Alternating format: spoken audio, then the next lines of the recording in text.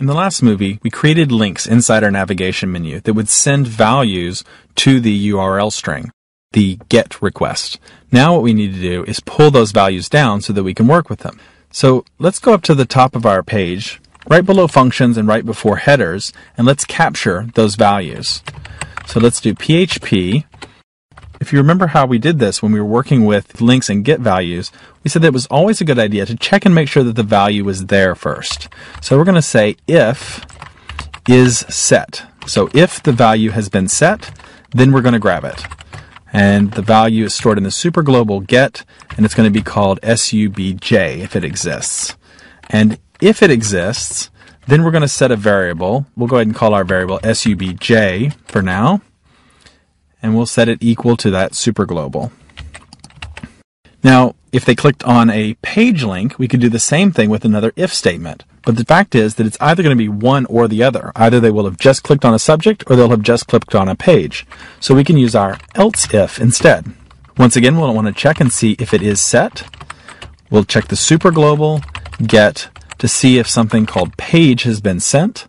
And if so, then we'll set page equal to super global get, and once again page with a semicolon at the end.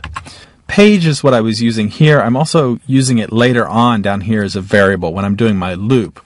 So that concerns me a little bit. They probably won't interact, but I just want to be sure. So I'm going to go ahead and call this SEL page for the selected page and the selected subject. And that'll just remind me that this is the one that's been selected. If I ever see page, I'll instantly know what it's talking about and how it's different from the page that's being printed in the navigation.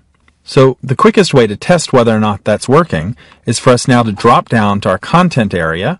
And instead of just putting static content area here, let's actually have it output something that indicates the value of those variables. I'll put in a PHP tag and I'll use echo, and we'll just echo back the value of SEL subj for the subject, and then we'll put in a BR tag at the end, and then I'll do the same thing with the selected page.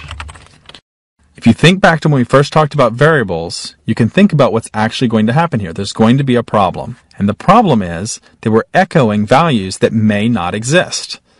We went ahead and said, if this is set, then set this value. But what if this is not set? Then selected subject never gets set. So if we're going to use that value, we have to either set some default values up here for it, or we have to make some conditions. We have to account for it in our if-then statements. I'm going to go with the second approach.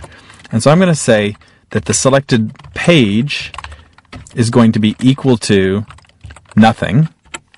And I'll do the same thing for subject. If we haven't gotten anything back, I'll say that the subject is equal to nothing.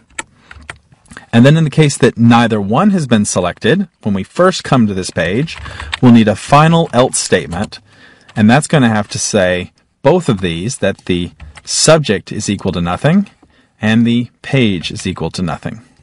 So now, no matter what the state of the application, whether we have a subject clicked on or a page clicked on or nothing has been clicked on, we have values for those variables, and we'll be able to output them down here in our content area. Let's go ahead and load that up and just see if we've got this much working before we go any further. Switch back to Firefox. Let's click on our history link. I got 1 back. If I click on About Widget Corp, I got 1 back, but it's in a different place because it's the subject. Products should give me 2. This gives me 3. That gives me 3 as a subject. You can see the difference between where they move. So it is working now. It's pulling down those variables and it's working. This kind of incremental testing as you develop is key. Make sure that one part works before you start adding other layers on top of it that are just going to complicate it. Just switch back to your browser, test it, and then go back and do more. Now, I realize that having the numbers 1, 2, and 3 displaying the content area isn't very sexy. But we're going to worry about the content area in the next chapter. Right now, we're really focused on making this navigation work. And there's one more feature that I want to add to it, and that's that I wish that the navigation area could show which item was selected. So we're going to handle that before we move on.